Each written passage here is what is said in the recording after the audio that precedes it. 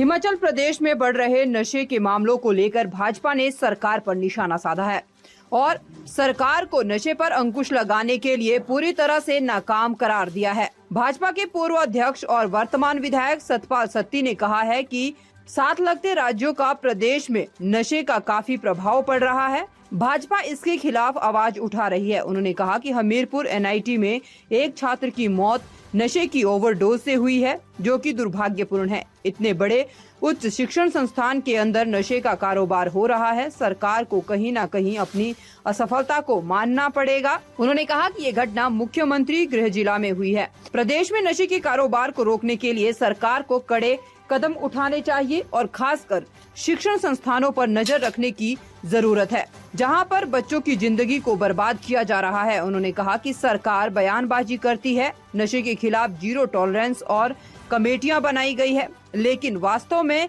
कुछ नहीं हो रहा है और जो लोग इस नशे में संलिप्त हैं, उन पर कोई भी हाथ नहीं डाला जा रहा है। इसके अलावा प्रदेश की बॉर्डर एरिया में कानून व्यवस्था पूरी तरह से चरमरा गई है। प्रदेश में चिट्टा, शराब और अवैध लॉटरी का धंधा फल फूल रहा है और उसमें साफ जाहिर होता है कि इसमें सरकार का संरक्षण प्राप्त हो रहा है। उन्होंने कहा कि प्रदेश को नशा मुक्त करने के लिए सख्त कदम उठाने की जरूरत है।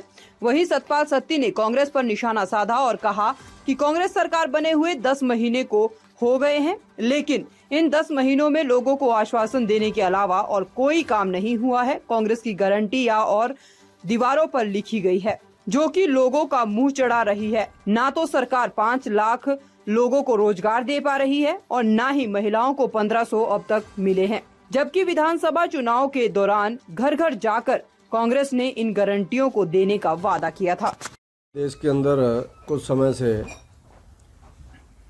साथ लगते प्रदेशों से नशे का जो एक बहुत बड़ा प्रभाव हिमाचल प्रदेश के अंदर हुआ है, उसको भारतीय जनता पार्टी विधानसभा के अंदर और विधानसभा के बाहर भी हम लोग समय समय पर उठाते रहे। लेकिन अभी एक बहुत ही दुखदाई घटना एनआईटी हमीरपुर में हुई है, जहां एक एमटेक करने वाले विद्यार्थी की ओवरडोज से, जो अभी प्राइमरी रिपोर्ट पुलिस की है, मीडिया की रिपोर्ट है, ओवरडोज से व्यक्ति की बच्चे की मौत हुई है। बहुत ही दुर्भाग्यपूर्ण स्थिति है कि इतने उच्च संस्थान के अंदर भी अगर इस तरह के नशों का व्यापार होता है तो गवर्नमेंट को कहीं ना कहीं अपनी इस असफलता को मानना पड़ेगा। और गृह जिला है मुख्यमंत्री जी का, उनके गृह जिला से ऐसा एक हादसा हो गया, तो मेरा ऐसा मानना है कि हिमाचल प्रदेश के अंदर जो लॉ एंड ऑर्डर की स्थिति के साथ साथ जो अवैध धंधे हैं, जो बहुत ज़्यादा फल फूल रहे हैं जब से हिमाचल में कांग्रेस की गवर्नमेंट आई है। और ये तो एक दुखदाई घटना होगी। ऐसा हर शिक्षण संस्थान के अंदर कड़ा पहरा और कड़ी नज़र रखने की ज़रूरत है, जहां बच्चों की ज़िंदगी को बर्बाद किया जा रहा है। और उसमें गवर्नमेंट बार बार बयानबाजी करती है कि हमने कमेटियों का गठन कर दिया, हम लोग इसमें जीरो टॉलरेंस अपनाएंगे। लेकिन मेरा ऐसा मानना है कि इन सब बातों में जो लोग इन्वॉल्व हैं, उनके ऊपर कोई भी हाथ डाल नहीं रहा है, और जिसका परिणाम आज एनआईटी हमीरपुर के कैंपस के अंदर तक, हॉस्टल तक चला गया। और ऐसे जो संस्थान और हैं, उन संस्थान की भी रिपोर्ट समय समय पर आती है। गवर्नमेंट को इसके ऊपर सख्त कदम उठाने चाहिए, और जो उनकी असफलता है वो जनता के ध्यान में भी आ रही है। बॉर्डर एरिया जो हिमाचल प्रदेश का है वो पूरा लॉ एंड ऑर्डर की दृष्टि से डिस्टर्ब है, और इस तरह के अवैध धंधों से लोग परेशान हैं। जो चिट्टा और उसके साथ साथ अवैध शराब के साथ साथ अवैध लॉटरी का जो धंधा हिमाचल प्रदेश के अलग अलग स्थानों के ऊपर चल रहा है, उसमें कहीं ना कहीं ऐसा लगता है कि गवर्नमेंट का संरक्षण प्राप्त है, गवर्नमेंट के लोगों का संरक्षण प्राप्त है। गवर्नमेंट के अंदर जो लोग हैं वो लोग इसके ऊपर चुप्पी साधे हुए, जो कि बहुत ही दुर्भाग्यपूर्ण है। इसके ऊपर पॉलिटिक्स ना करते हुए हम लोगों को कड़ा संज्ञान लेना चाहिए, और कोई भी व्यक्ति दोषी है उसके ऊपर कड़ी कार्रवाई करनी चाहिए।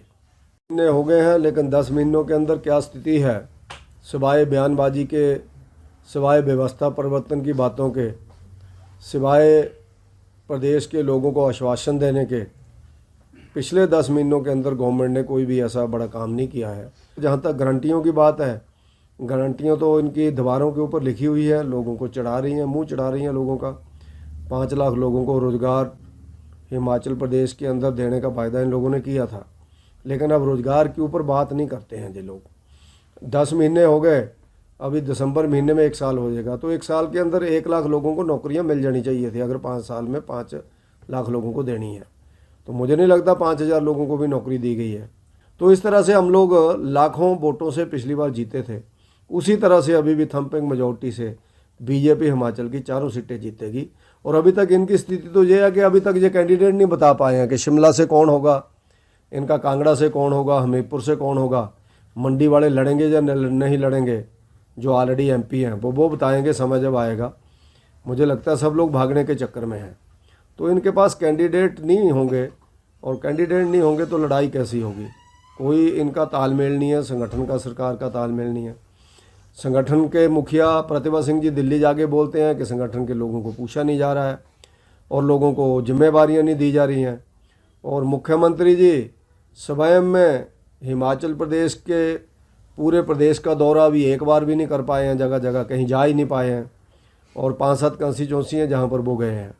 तो मैं ये मान के चलता हूँ गवर्नमेंट पूरी तरह से फेल हुई है, और गवर्नमेंट जिस उत्साह के साथ आई थी उसी उत्साह के साथ नीचे जा रही है, उसी तरह से डाउन जा रही है, जिसका खमियाजा लोकसभा के चुनाव में कांग्रेस पार्टी को हिमाचल में भुगतना पड़ेगा।